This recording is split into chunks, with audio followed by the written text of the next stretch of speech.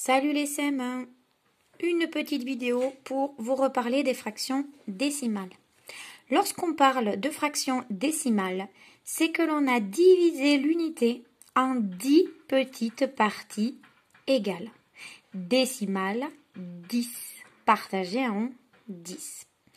Alors, on se rappelle que si l'on a utilisé les fractions, c'est pour désigner des nombres qui qui ne correspondaient pas pile à une unité, à deux unités, mais qui parfois on voulait désigner le nombre qui était à peu près ici, entre le 1 et le 2, et là on a eu besoin des fractions.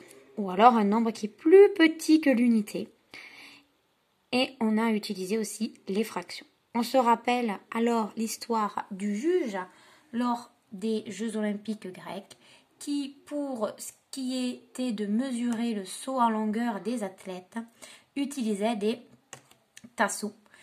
Mais à un moment donné, il a eu besoin de préciser sa mesure et donc il a découpé en 10 parties égales son tasseau afin d'être plus précis. Ainsi, un athlète pouvait sauter par exemple 4 tasseaux et 2 dixièmes ou 4 tasseaux et 7 dixièmes. Et on pouvait voir la différence entre ceux qui avaient sauté entre le 4e et le 5e tasseau. Donc, si je vous reparle de cette petite fiche, la fraction du jour numéro 3, c'est parce que la grande différence aujourd'hui, c'est que l'on va noter notre fraction décimale en écriture à virgule. Je vous rappelle donc que avant la virgule, il y a les unités, et donc les dizaines, les centaines, les milliers, les unités de mille, les dizaines de mille, les centaines de mille, les millions, les milliards, etc. Et tout ça, tout ce qui est avant la virgule, c'est la partie entière, c'est-à-dire c'est un nombre, une quantité d'unités entières. Par contre, après l'unité, nous avons donc quelque chose qui est forcément plus petit que 1. Et aujourd'hui, on va voir ici que ça sera la place des dixièmes. Plus tard, on aura les centièmes, les millièmes. Ainsi donc, on va faire la fraction d'aujourd'hui qui est 5 dixièmes. Comment écrit-on 5 dixièmes? Vous savez tous qu'on écrit 5 dixièmes 5 sur 10.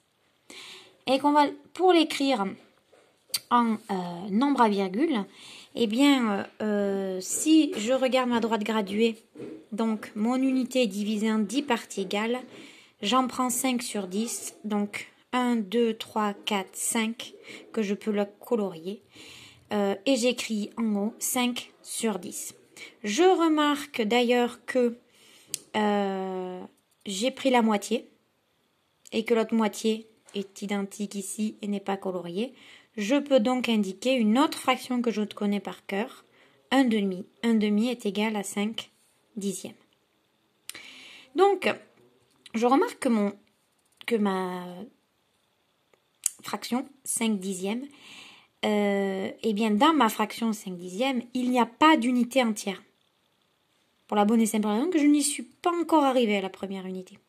Donc ici, dans les unités, j'ai bien 0 unité. Par contre, pour ce qui est des dixièmes, j'en ai 1, 2, 3, 4, 5. Donc ici, dans la partie dixième, je vais écrire 5. Ainsi, le nombre à virgule correspondant au 5 dixièmes est égal à 0,5, que l'on peut dire aussi 5 dixièmes. Ce qu'il vous faudra donc savoir faire, c'est compléter votre fraction lorsque votre parent vous la dictera à l'oral, l'écrire en nombre à virgule, puis la positionner sur votre droite graduée en pensant à bien colorier la quantité de petits dixièmes pour vous repérer.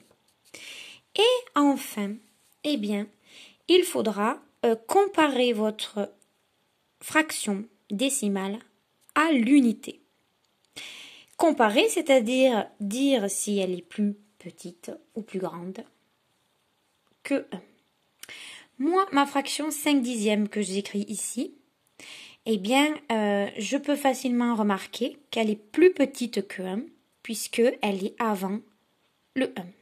Je n'ai pas une unité entière, elle est donc plus petite que le 1. Je mets donc 5 dixièmes est inférieur à 1.